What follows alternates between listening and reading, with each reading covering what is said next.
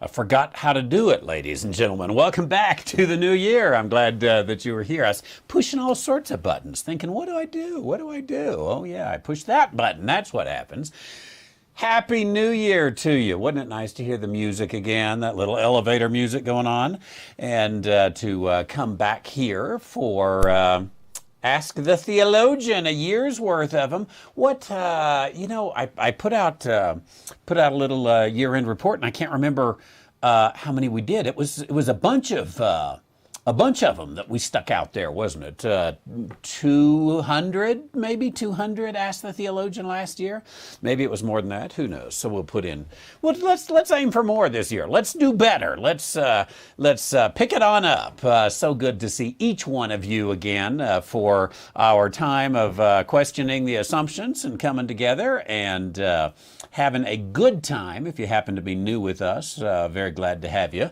But it's good to see people in the Texas Hill Country and Mississippi and balmy, soggy, muddy Missouri Ozarks. Good to see you. We got Oklahoma here with us with Pastor Bays. Belgium. Good to see you this morning. Colorado, Wisconsin. We've got Georgia. We've got London. We've got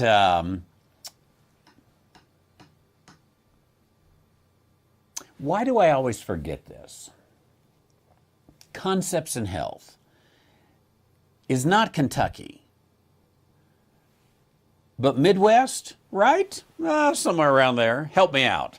More Oklahoma coming in. We got Arizona. That's a nice little comment. Thank you. I appreciate that. So good to see all of you here today as we get in and we come together. And I tell you what would be better than just getting right into questions, right? Ridgecrest, California. She mentioned a comment, Shirley in Ridgecrest, that I think we ought to bring up. That 24-year-old NFL football player who the game was on at my house. I wasn't really watching because I don't watch much, but my brother-in-law and sister-in-law, they were keeping up with it, and so they had it on in the other room, came and told me, and of course we all went in and watched the NFL football player from the Bills who suffered, Shirley says, suffered a heart attack on the field. I didn't follow up any this morning, and of course when they left last night, it wasn't sure what had happened there. But I'm going to go with that, suffered a heart attack on the field. Let me just go ahead and say, and you all know what I'm going to say. It is highly unusual for a 24-year-old athlete to suffer a heart attack and collapse instantly like that. Now, obviously that's happened. Young people have had heart attacks, all the time. For all of history, but very, very, very unusual. But I haven't studied the statistics, and so maybe the statistics are not there, but it seems to me that which was highly unusual is happening more and more.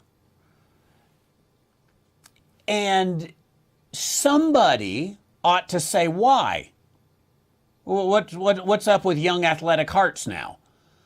Again, I know there have always been some kind of, heart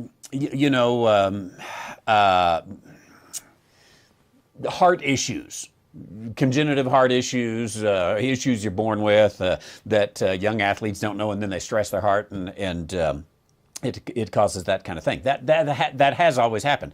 But has it always happened at this rate? That's what I want to know. If I was a journalist, do they exist anymore? Do journalists ask questions anymore? Or do journalists just get talking points that come down from the Democratic National Committee and they blah, blah, blah, blah, blah, blah, blah, blah, blah, blah, blah, blah, blah, and then they say, this is Randy White, Action 7 News. Come on, journalists. If someone passed this on to a journalist, if you know a journalist, pass this on to a journalist. Ask a question. research, figure out. So what I'd like to know here at the beginning of this year, I didn't mean to start out with this. I'm going to start out with Pastor Bays' question. But anyway, with this, somebody asks some questions. Now, the truth is, you and I cannot trust nor depend upon the media to do it for us. And let me just say the media, period. You get the best of the media out there. They, every now and then there's one that'll ask a question here and there, but for the most part, if you turn it on and it's, it's on some kind of broadcast TV, they got their talking points, they got the things they're going to go with, and they're not really doing investigative journalism anymore. Unless it's some contractor who stiffed a woman, on her roof, and they want to try to get that taken care of, and that's sort of a, honestly, it's kind of a feel-good ratings kind of thing. That they helped this poor lady out, that the contractor stiffed her, and they got him, they held him to the fire. But when it comes to Dr. Fauci, they're not going to ask a question. When it comes to Pfizer, they're not going to ask a question. They'll get fired if they do. And they're more interested in having their job. I think when you find an independent journalist, they don't work for CBS, ABC, NBC, Fox, you name it. They don't work for any of those. They're just an independent journalist. And they depend upon some donations, just like I do. They just say, okay, I'm going to get out there. I'm not going to, if it's worth something to people, then they'll send me some money.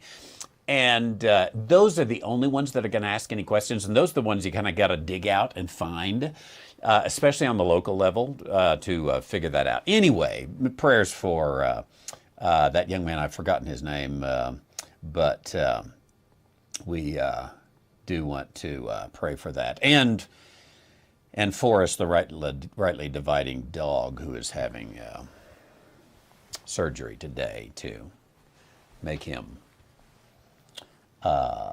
less of a dog. I heard this on the internet. Thanks, Scott. Favorite shades for Pastor. I got the brown on today. I decided I was looking for what tie should I wear today, and I thought I have not worn the brown swirly circle tie in a long, long time. So there it was. And there it was. Jerry, on that issue, he does say cardiac arrest confirms that. Jerry says they will cover it up if he was recently jabbed. Yeah, they won't even ask a question. And if somebody does ask a question, it's not going to get on the news. Now, we know he was jabbed because you got to play in the NFL. Really, these guys ought to get together and have a class action lawsuit against the NFL. You can't against the government. That's ultimately where it ought to be. For that, you just have to have a rebellion. But they ought to get hit. And Linda is right. He did get hit, or he hit someone. We need all the info before we make a conclusion. That's absolutely right. That's questioning the assumptions. Keep an open mind on it. But as Debbie says, it's the elephant in the room they don't want to talk about. It's kind of two elephants. One is all this sudden death, and the other is that those of us who didn't get that jab aren't having sudden death. I suspect, and in fact, I would put my dollar on it, that if somebody would do a study on sudden death, they would find there's a huge increase of sudden death, and especially among fit young men, for whatever reason, athletic young men, a huge increase of sudden death. But I think that they would find that huge increase of sudden death is not found in the unvaccinated population. So the elephant in the room is the two elephants. One is these people are dying, and two is these people are not dying. But there is so much money and political, political prestige riding on this thing from both parties. We do have to remember it was Donald Trump who did Operation Warp Speed to bring this about, and then Joe Biden who rolled up his sleeve and said, "Look what I did." And so both parties, they're both corrupt, morally bankrupt, as far as I'm concerned. But yeah, nobody wants to talk about it. But that's what we do here on Ask the Theologian, is talk about biblical, theological, and worldview things, and carry all that out. And Jerry reminds us it's the medical cartel taking care of him. I've been learning about audiobook Benjamin Rush, Dr. Benjamin Rush. He was one of the signers of the Constitution. No, the Declaration of Independence, one of the 56 signers of the Declaration of Independence, and the only medical doctor to sign it. And some of what I'm learning is that Dr. Benjamin Rush went against the medical cartel of the day. And he was kind of cutting edge medicine because, honestly, because he was too poor. He started out too poor to run with the medical cartel, and so he had to go out and do it himself. And he went to the poor of the streets of Philadelphia and just started doctoring for free. And there were a lot of sick people there, and he learned a lot of stuff, and then he began to use it on the battlefield in the Revolutionary War. Some very interesting stuff that is coming there. Yes, okay, a third, the Buffalo Bills are confirming that it was a heart attack as well. Thank you there. Damar Hamlin, that's the young man we're praying for. I appreciate that. Thank you.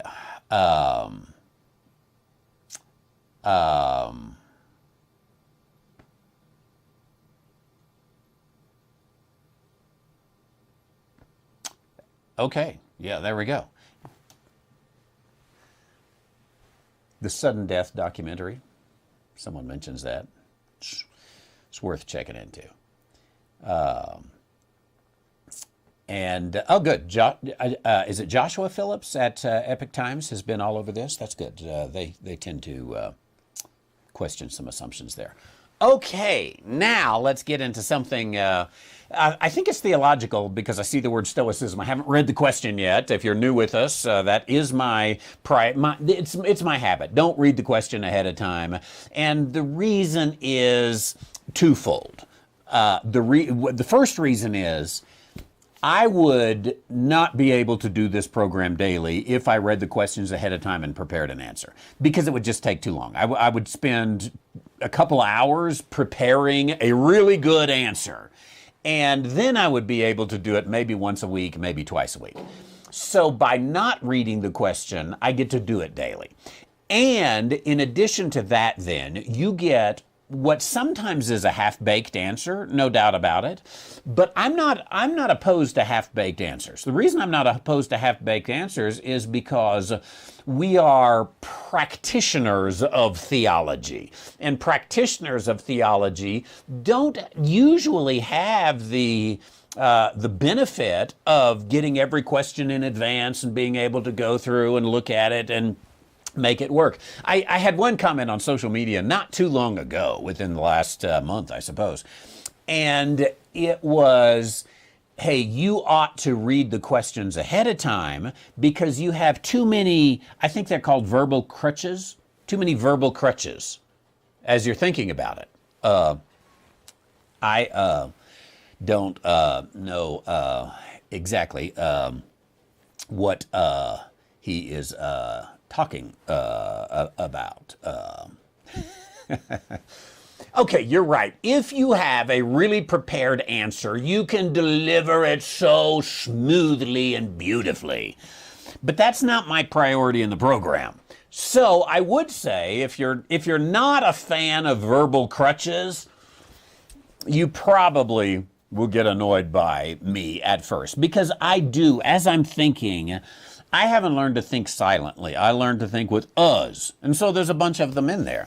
So anyway, what I was getting at was that I haven't read this question. And that's the way I want it. I can do 5 days a week of programs. If I don't, if I give you a half-baked answer, and it gives us the opportunity to kind of work on it together. And for you to see one guy, a bald-headed guy in Taos, New Mexico, working through a theological issue, and I hope that helps you over time, and I think that I've heard from many of you to hear that it does. Now we go to Liberty Mounds, Oklahoma. Pastor Mark Bays at the Liberty Chapel, who's also available on worshify.com. He has a question. It's a thought idea question. And the question is this: Stoicism, he says, has experienced a revival among younger men. That's very interesting. I don't know that I would have known that ahead of time. So let's look up Stoicism here in just a moment and come on, but let's continue reading. The idea of virtue, discipline, and living for a higher purpose is obviously appealing to young men who often feel that they have meaningless lives. I have noticed that young men who hold to Calvinism have begun blending Stoicism and Christianity. I find this very concerning. What are your thoughts? You know, Stoicism, let's make sure we're all on the same page here and get us a working definition of Stoicism. And for this one, let's go to Stanford University, just because that comes up in the Stanford Encyclopedia of Philosophy. And let's see if this is something that we can read and understand and catch just a bit of it. Stoicism was one of the new philosophical movements of the Hellenistic period. That's the Greeks. The name derives from the porch, the stoa, in the agora. That's the marketplace. The agora is the marketplace, or originally the marketplace, but it became the community center, the plaza, if you will, or the town square, where the comings and goings and everything that you would hear. I remember Gladys Lauder in Moran, Texas, used to work the switchboard. This was back in the 40s. She worked in the switchboard.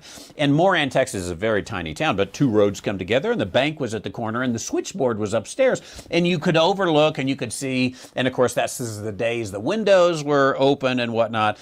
She had a line that I always remember. She said, in downtown Moran, you can hear anything except the jingle of change. Well, you know, people come down, they clutching onto their money. But boy, do they talk. So the agora is the place you talk. By the way, we get a couple of English words. Category, cat agora, cat, kata, the full agora. And then in the usage, category became or categories became, if you take all the categories, you've got the full agora. So the cat agora. I got away from Stoicism.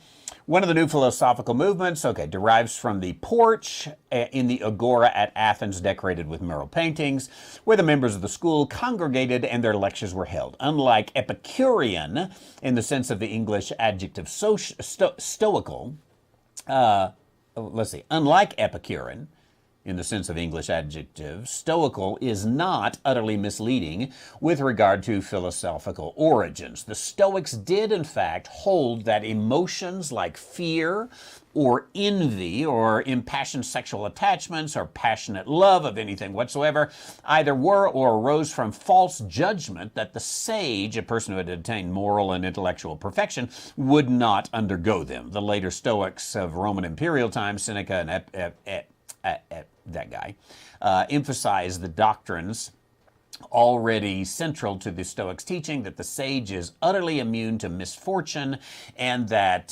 virtue is sufficient for happiness. Our phrase Stoic calm perhaps encapsulates the general drift of these claims. It does not, however, hint, and it goes on to obviously a lot more than we would be able to or want to study for our purposes right here. Let's go ahead, just real quick, because this will put it in common English. Let's check Wikipedia on Stoicism. The school of Hellenistic philosophy, found by Zeno of Athens, philosophy of personal virtue, ethics informed by a system of logic, its views of the natural world, asserting the practice of virtue is both necessary and sufficient to achieve eudaimonia, happiness or good-spiritedness. One flourishes by living an ethical life. The Stoics identified the path of this happiness with life spent practicing cardinal virtues and living in accordance with nature. Okay. Now, here we go. So Stoicism has experienced a revival among younger men. There is a sense in which all American men have always had some degree of Stoicism. You know, we in the United States would, at least in the past, say things like, big boys don't cry. That's a little bit of a Stoic idea. We have always honored the E.F. Hutton of society. Sorry, Mark, you're a little too young for the reference there. But E.F. Hutton, you know, when E.F. Hutton speaks, people listen. This is the sage who has been around the block so much that nothing really gets him terribly excited. He looks at it and he says, okay, I think I know where this is going. No need to panic. Everyone needs a little bit of Stoic in their life. Everyone needs a little bit of, I'm going to be calm, I'm going to do that which is right. And America did go through, or Western civilization did go through a little bit of period of time, probably 60s, 70s, where the young especially were, if it feels good, do it. That is, whatever the opposite of Stoicism is, that is the opposite. And that pendulum kind of swings along because there certainly had been a day in which Western society was, if it feels good, you should probably never do it. And that would be a very Stoic idea. And so I would say, yeah, there probably is this revival of Stoicism that says be calm, cool, and collected. Don't let your emotions take over. Live a life of virtue and discipline. Now, this would especially be impressive and enticing for a Calvinist. Calvinist churches tend to be serious churches. If you go into a truly Reformed Calvinist church, they are the ones that probably are going to sing Martin Luther, "The mighty fortress is our God," rather than, "Yes, Lord, yes, Lord, yes, yes, Lord." They're going to be more serious in their music. They're going to be more serious in their approach to the scriptures. They're going to, that would be in Calvinism. Because Calvinism loves a legalism. And Calvinism loves a little bit of judgmentalism too, if you get right down to it. Now, whether that's embedded in their doctrine or if it's just embedded in their culture, it's certainly there. So you've got a society that's falling apart. It kind of makes sense why young men would look at that. If they've got a brain at all, they would look at that and say, let's go a different direction. And this, I think this is why Calvinism is growing as well, because the Willow Creek Saddleback model is utterly bankrupt.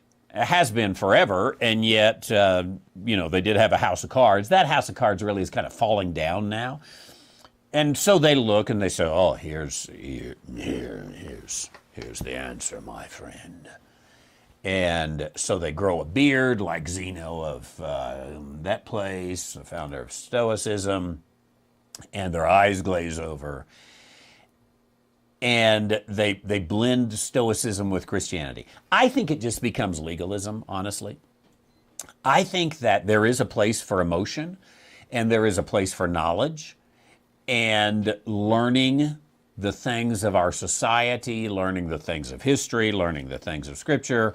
All of this really does help, but to remove the emotions out of, which is kind of what Stoicism is, this idea that fun and thrill is not going out and shooting a bunch of coyotes, as Pastor Mark did the other day, but it rather is sitting and learning and living ethically. I think that becomes legalism, and that's why the Calvinists like it. I think that there ought to be a balance in that. But you know, here's I have seen some example of this among young men, because I know a good handful of young men who honestly, when I look at their lives, here's what I say. You need to go down to the bank and get a loan and buy you an old pickup truck that's really loud. And you need to get out on a country road, and you need to put the pedal to the metal and get out there, and you need to have some debt on that pickup truck. Now, a Stoic says, I never borrowed a dime in my life. I just stay home and take care of the children. And these young men have become emaciated, honestly. Now, I know they go to the gym and they got this beard, but they're emaciated. They don't interact with the world around them. They're lazy, and they cover up their laziness and some of this. You know, I'm home raising the children. And typically they're home, you know, they're off reading while their wife's taking care of their 6 children.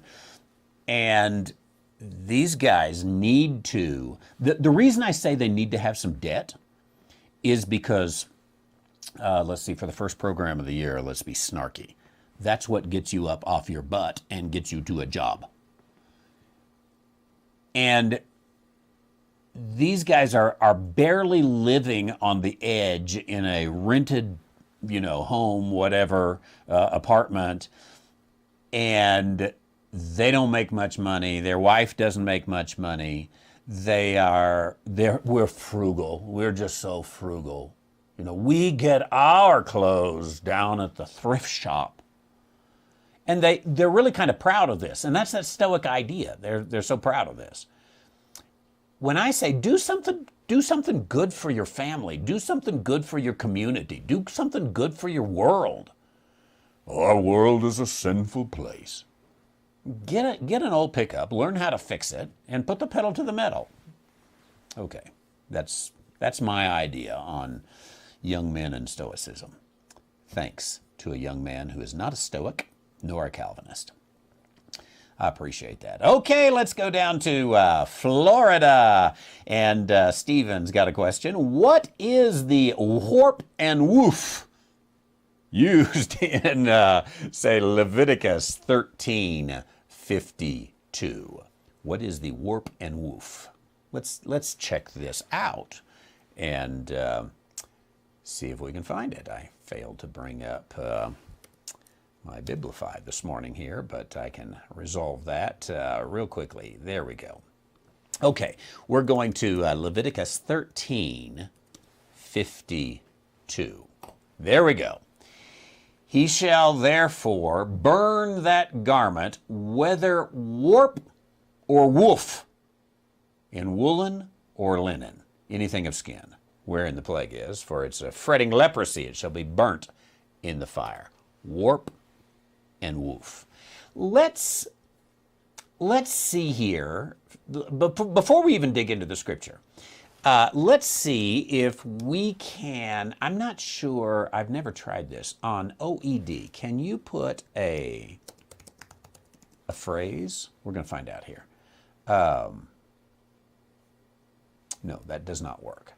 Okay. Well,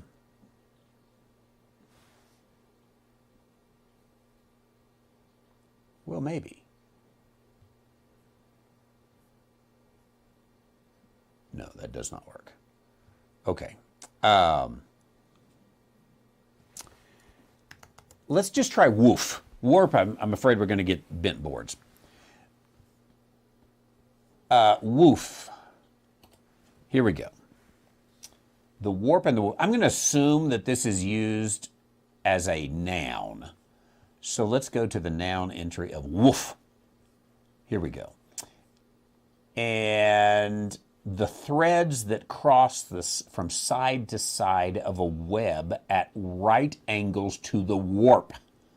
Okay, we got warp and woof right there together. The threads that cross from side to side of a web at right angles to a warp. I assume we're talking like cloth, that kind of web. That the woof goes this way and the warp goes this way. Let's see if we can investigate a little more. Let's try something around, see if there's anything here around the 1600s. Here we've got a 1603 from Plutarch's Morals. To spool, wind quills, lay his warp, shoot, woof. There it is. I don't know what it means. The Tyndale Bible. Oh, same part. Same passage, Leviticus passage. Whether it be in the warp or the woof of the linen. Okay, so I'm suspecting that, oh yeah,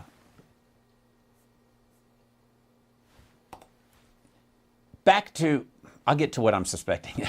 He shall therefore burn that garment, whether warp or woof. I think it's a way of saying the whole thing. He shall burn that garment in its entirety. I don't know if it's a garment. I don't know how you would say, I'm just going to burn the warp, not the woof. Seems like it's intertwined together. Warp and woof is both directions of some kind of web that you've got going.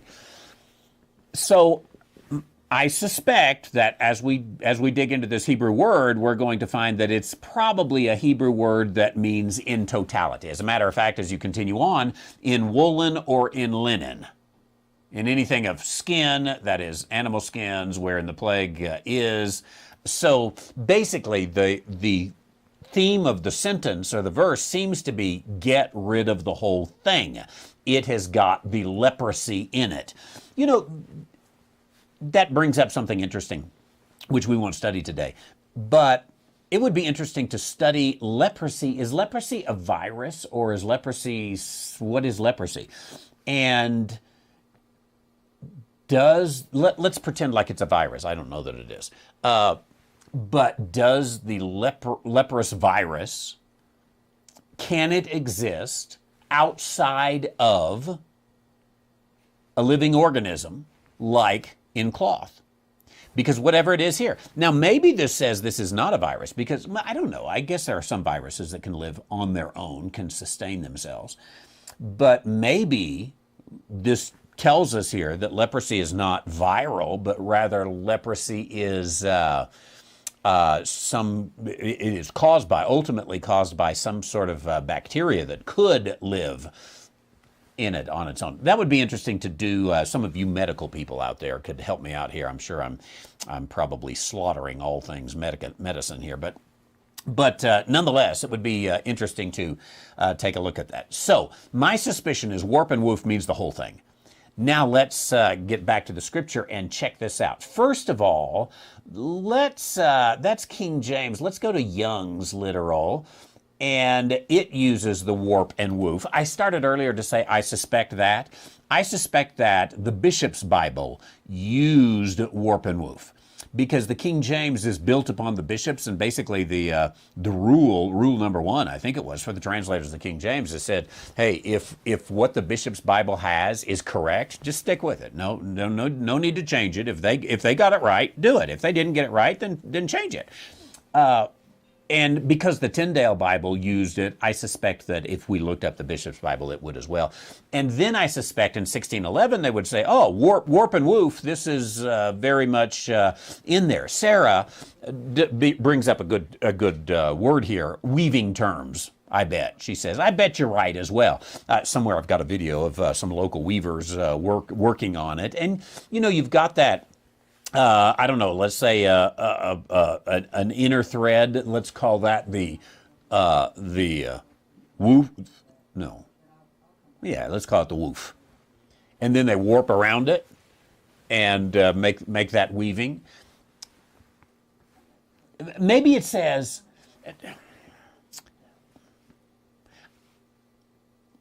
I went from medical to weaving, but cloth being very expensive in that day, because cloth takes a long time to make, and it had to be woven by hand, obviously, in the days of Moses. And so perhaps you're saying, okay, I've got this expensive wool that took forever to get off the sheep and then to spindle it and make it into a thread and to dye it and all of the things. I mean, just before I could ever even use it. And then I had to take and I had to spin it through the woof of just that kind of plain cotton there. If I could pull the string and pull out the warp and throw away the woof, then I could reuse that. And he says, don't do that. Use the whole thing. Again, that's I'm speculating a little bit, but what we do here is we make an assumption and then we question the assumption. So let's continue back here. Here we go to Young's, has the warp and woof. Let's check out Darby here. And Darby also has the warp and woof. Let's go down to some of these others. The Webb Bible says the warp and woof. Webster's says something different. I think that's a Webster's. We must not have that verse for Webster's. Okay, this one, the BBE, I'll have to look that up and see what that is. The clothing or the wool of the linen, the material, anything of leather, which is diseases to be burned. So here it just takes it the clothing. Let's go back to King James here. And the garment, whether warp or woof. Now, let's pull up Strong's here. And okay, this is kind of what I suspected, I think. Warp and woof seems to be, let me bring up the interlinear. Yeah, it seems to be one word, or no, maybe it's, this is two words, it's the same word. Notice, well, let's see. Okay.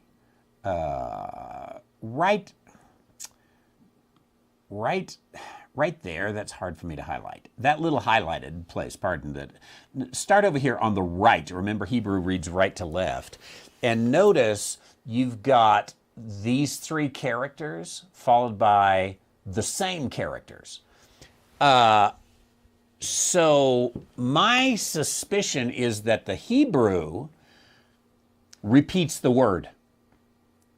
Again, we're going to check that out in a minute. But the Hebrew repeats the word, and so the English had to figure out something to do with it. So we've only got it twice. The other time is in the book of Nehemiah. Let's bring that up here, Nehemiah chapter 13. Interesting. It came to pass when they heard the law that they separated from Israel all the mixed multitude, all the warp and woof, all the left and the right. Okay. So let's, as we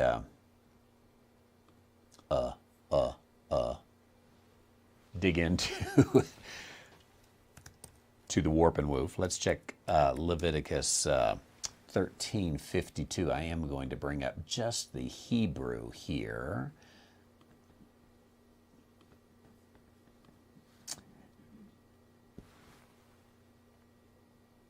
In the middle, he shall burn of the garment or woven material of the fabric or the wool or the linen. Okay, of the woven material. This is how they translated this.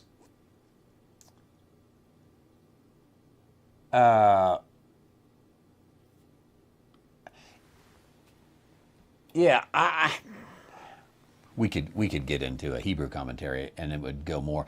But I think that it was a word in Hebrew that became difficult to translate because it was a little bit of a Hebraism that had to be brought into English in some manner. But it means the full thing. Don't save anything. Don't keep the buttons. Use them later. I want to come back to the follow-up parts of this question here that Stephen's got. But Nancy did some research for me. Leprosy is a bacteria. We almost kind of had to settle on that, didn't we? Because we decided, hey, it's in the cloth. That means that God, when he gave that, you can have bacteria that will grow on an inanimate object. A virus can, but it's got to have just the right conditions. And not, it's going to die soon. So here the Lord knows, okay, this is bacteria. Leprosy is bacteria. Mycobacterium leprae, which appears can live in cloth, in the warp and the woof.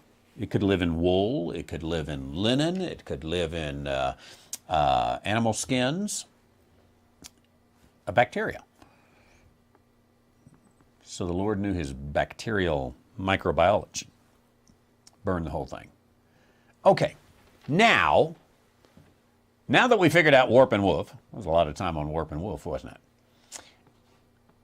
The next part of the question from Florida, would you ever refer to the NASB if you got stuck on a word like this?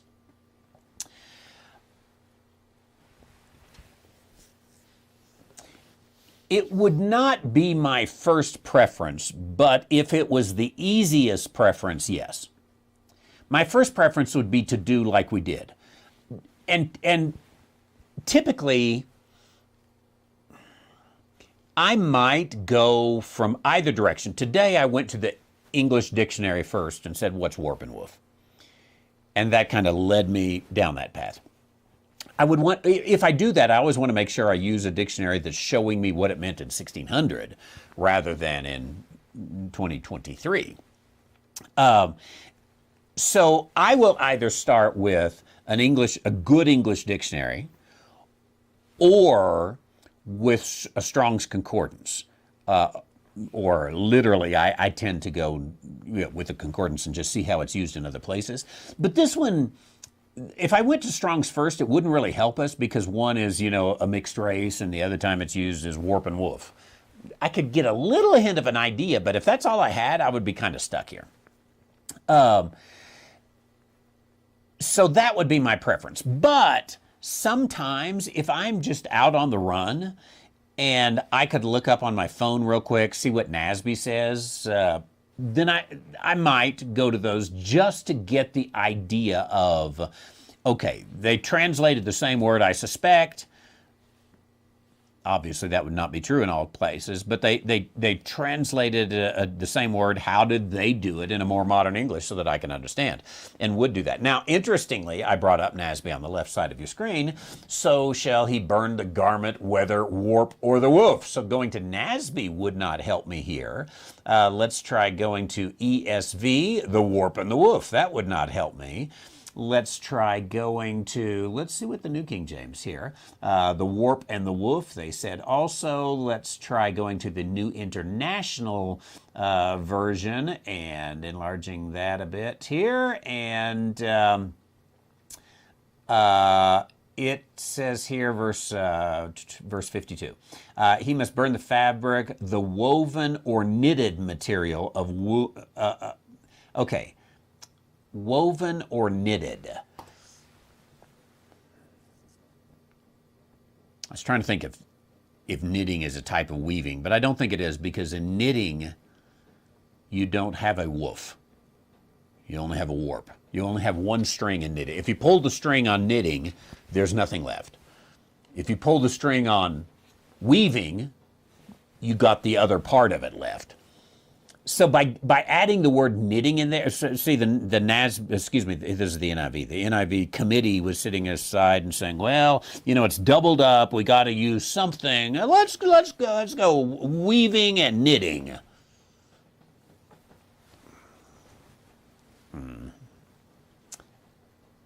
I think even the NASB and the ESV on that one said it's not really talking about knitting, but you should throw those away too. So I would never, okay, the third part of the question, what Bibles do you refer to besides the King James? It's almost always, if I refer to another one, it's almost always on an occasion like this, I'm stuck on something, I need a little help with definition. So I'll use the King James first, and I will use especially if I can compare King James to King James, one verse to another verse, that's great. In this case, it doesn't help us much. Then I'll go to the Young's Literal. The reason I would say the Young's Literal next is because it tried to do it literally, and it uses the same underlying text as the King James. Then I typically will go to Darby. Darby was an exceptional linguist. However, he did, if I'm not mistaken, he did go from the critical text as it was in that day. So I had to be a little careful with Darby in what he was translating, but Darby knew his language. And so the Darby translation, I can usually say he at least knows why you would choose that word. Now, in this case, all three of those use warp and woof. So none of those really would help me. And in this case, NASB, ESV. So I could go through 5 versions that I might look at from time to time, and I would end up with warp and woof. That means I'm going to have to get a dictionary. I'm going to have to do a little research and figure out what warp and woof is, and that is going to lead me to the Weavers. And then it begins to make sense. Okay, get rid of the entire thing.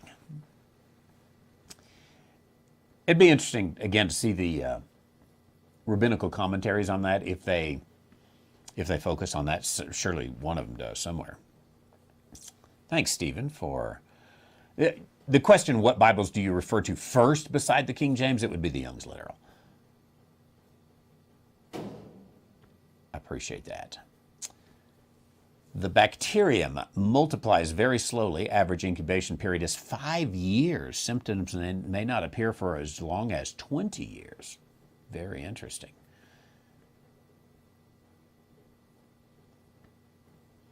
Cliff, you got a good comment. Didn't the critical text post-date Darby 60 years? It does seem like it, because Darby was in the 1700s.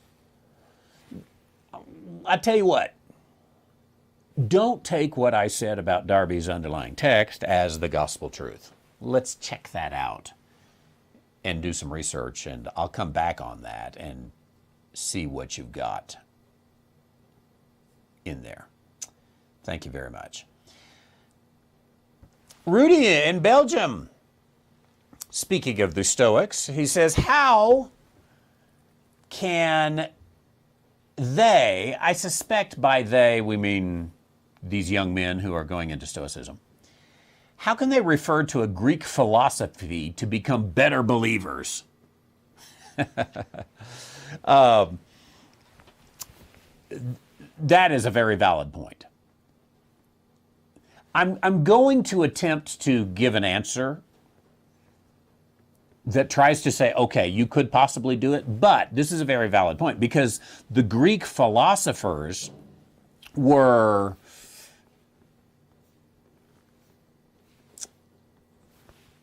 pagans. They followed Greek mythology. They certainly were not Jewish. They were not Christian. I suspect that you would be a lousy Greek philosopher if you were not in tune with Abrahamic philosophy, Mosaic philosophy, because certainly Abraham and Moses predated them. So some of Greek philosophy does align with Abrahamic and Mosaic philosophy. Now, is that accidental, that they just happen to align, or what is it?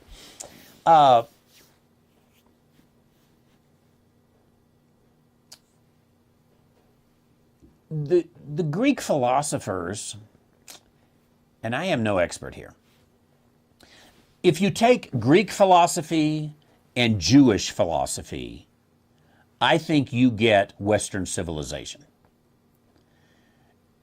Greek philosophy was a study of the universe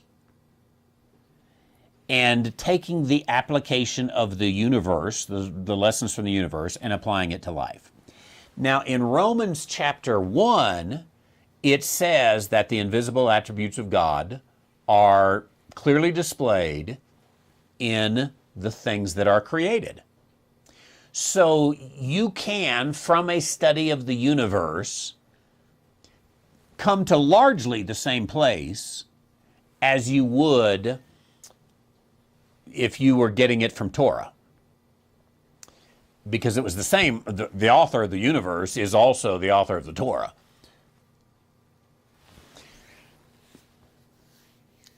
I don't think you would know as much why you got there, but I'm not sure the Greek philosophers cared all that much. I don't, if you're a philosopher, then I guess why is the big question, right?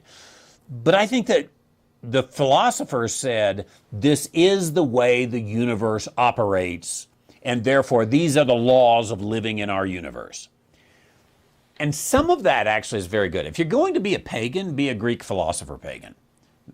That is much better than being a New Age pagan, or a if it feels good, do it pagan, or, however the wind blows pagan. You'd be much better off being a Greek philosopher pagan.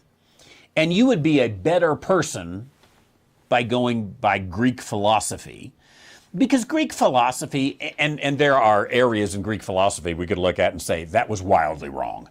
But in Greek philosophy, again, if they did a good study of the universe, and the Greek philosophers, they were the ones that wanted to know algebra, geometry, the things of mathematics, astronomy, music, and all of that is a study of the universe.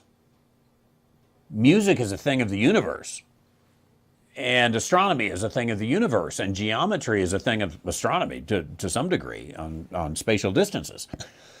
So they were studying the created order and concluding from that, if you're going to live in this created order and you're going to do well, here's what we should do.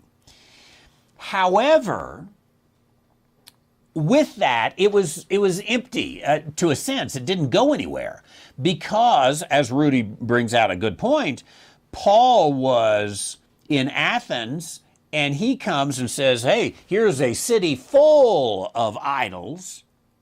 So they studied the universe, but they couldn't really bring it down to a conclusion. This city is full of idols, and here you've got one to the unknown God. And so he brings Torah philosophy, if you will, to bear on Greek philosophy.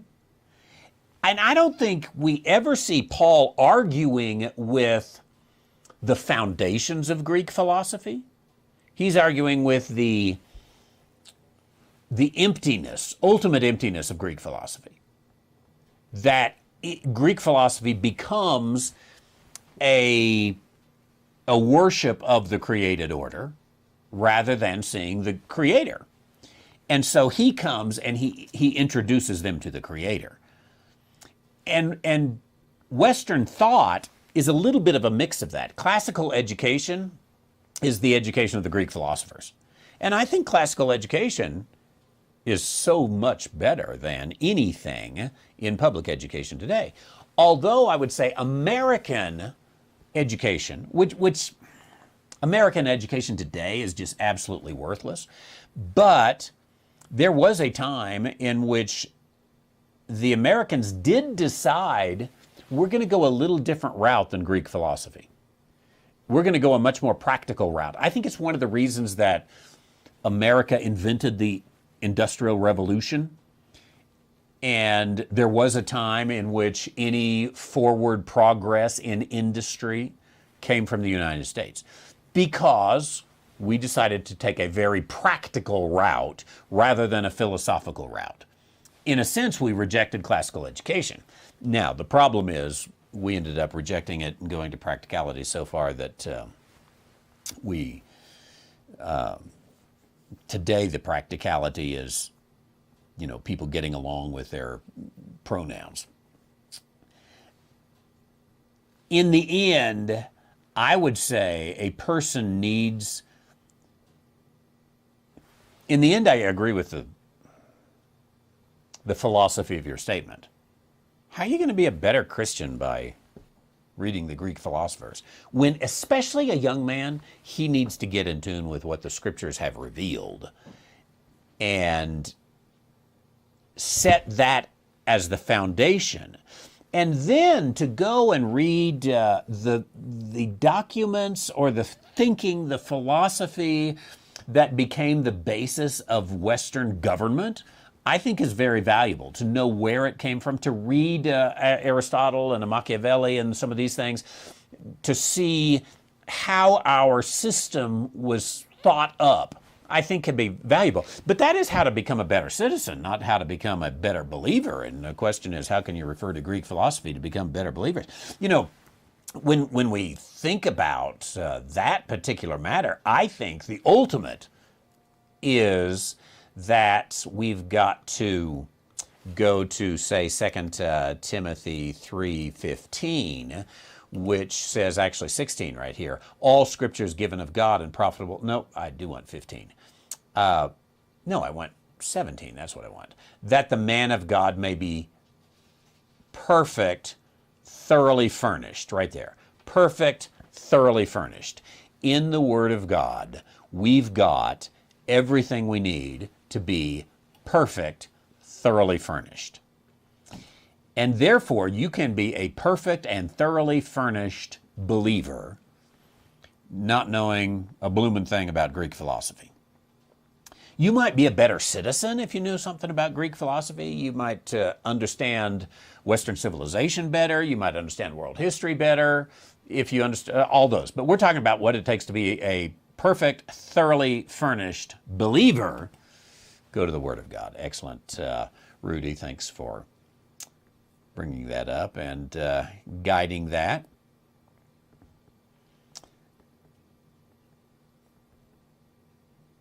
On leprosy, Scott says, seems to me the Hebrew word translated to English was a word that described several different diseases.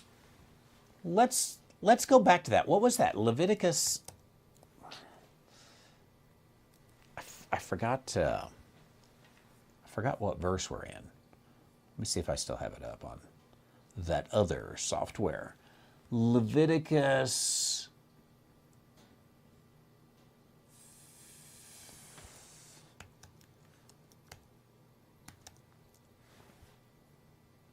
I'll get there.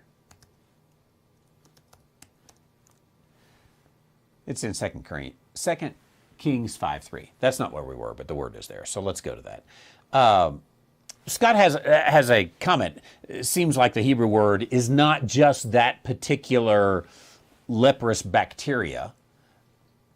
So let's go to 2 Kings 5:3 and see if we can just search that word out just a little bit. Okay, so here we go. He would recover him of his leprosy. Let's check out the Hebrew word here. 2 Kings 5:3. Here is the Hebrew word. I'm going to double click on that in Biblify, and I think that is going to bring up, I think maybe I've hidden it. It's going to, there we go.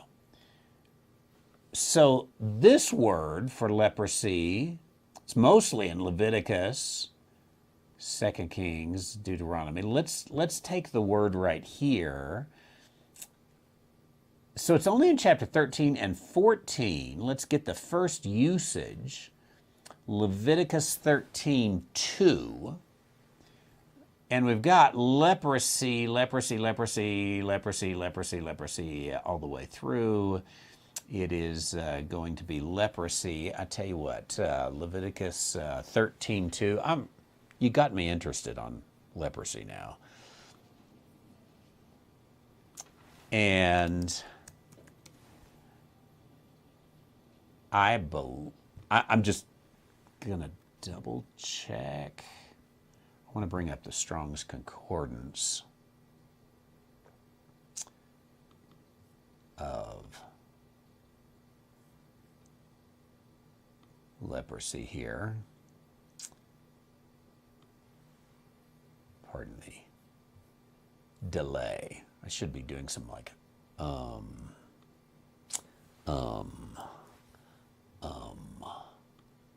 just to entertain you, you know, with those verbal crutches. There we go.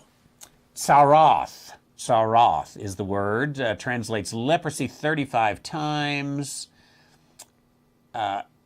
In people, a malignant skin disease. In clothing, a mildew or mold. In buildings, a mildew or mold. Okay, so it looks like, yeah, you certainly have. I don't think you would say that coat has leprosy. But the leprous bacteria could be there. Does that particular word mean that particular disease? That's what we're trying to get at. So the root word, saroth is the word. The root word is sarah, translated leper 14 times, leprous 6 times, to be diseased of skin, to be leprous.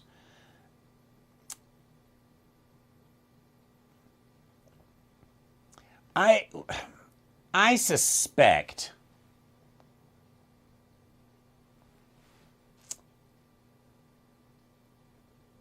that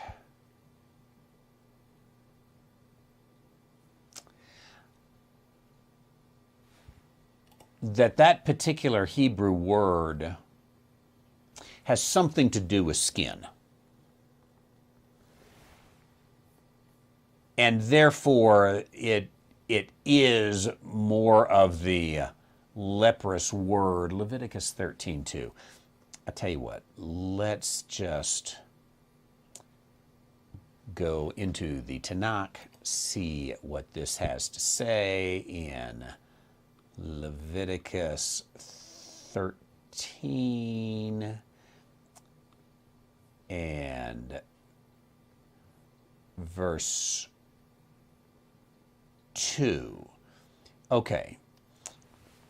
It's interesting, they didn't translate some of these words. If a man has a seith, a sachath, or a beraheth on the skin of his flesh, and it forms a lesion, of saroth on the skin of his flesh, he shall be brought to Aaron, the Kohen, or to one of his sons, the Kohanim.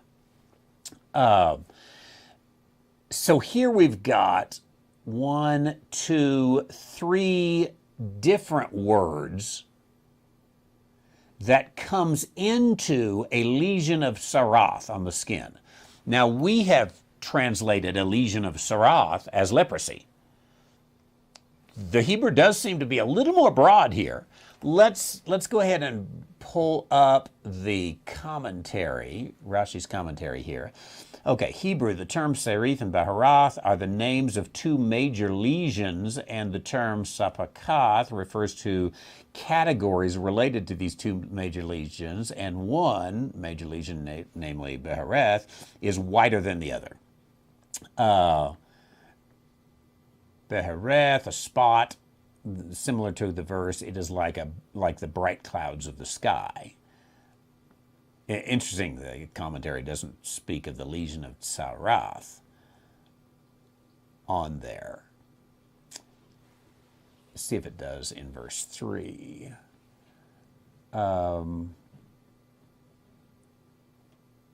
It does not. This is speaking more of the hair. So Scott, I think you might be kind of right. Whatever Tsaharath is has to do with some sort of skin lesions. We might be narrowing it down too low to refer to that as leprosy. So let's pretend like it's more broad. Let's pretend like it's not necessarily Hansen's disease, which, based upon the chat, that's the modern name for leprosy, Hansen's disease. So this is, when we read about leper in the Bible, it's not just Hansen's disease. That is our assumption. We don't know that that is correct, but that's our assumption. It's not just Hansen's disease, but it is it's a skin lesion disease. If you got a skin lesion disease, well, you can understand how, in a sense, does it matter if it's Hansen's disease or if it's some other skin lesion disease? Any kind of skin lesion does have the potential of being very contagious. And the bacteria from that lesion can easily get onto the garments of something else, and then you carry that garment and somebody else puts it on and it transfers to them via the skin. That's one of the, it's a dangerous kind of bacterium that could happen. So that's an interesting point that we ought to dig further. Have we in our mind narrowed leprosy too much to Hansen's disease? And it's actually skin lesion disease. Any of the bacteria that would result in skin lesions, which can become easily contagious. Now, then again, I'm getting out of my medical degree, getting away from my medical degree. Some things like, what's the chickenpox related skin thing that you get? Starts with an S. It'll come to me in a moment. But even chickenpox, that's a skin lesion disease, and it's very contagious. Remember when we used to have chickenpox parties? Okay, I'm out of time. It was fun. I had planned on, and I didn't get to it, I had planned on doing an evangelical garbage section of the program. We'll get to that tomorrow. I'll do. When I find evangelical garbage, I want to bring it up. And here's the garbage we'll talk about from the Church Growth Magazine. 7 steps to work productively and avoid burnout. And this is actually for pastors. How pastors can work productively and avoid burnout. The evangelical garbage of the day that we'll discuss tomorrow. Along with questions like, what did Paul mean to live by the Spirit? And Roger's got a question down in Arizona. Get that. And work through those two. Looky there, the instigator's going to Honolulu and wants to know how to watch on his iPad. I tell you what, maybe you should bring me along, and I'll just do it from there. Hope you have a good trip. Okay, got to go, ladies and gentlemen. Thanks for being here with us today. Very much appreciate it on our first broadcast of many this year. This one's been a blessing. That's the word. So, hey, you should listen to the bald-headed guy in Texas, the 10 a.m. Mountain Time. We'll see you tomorrow for both this broadcast and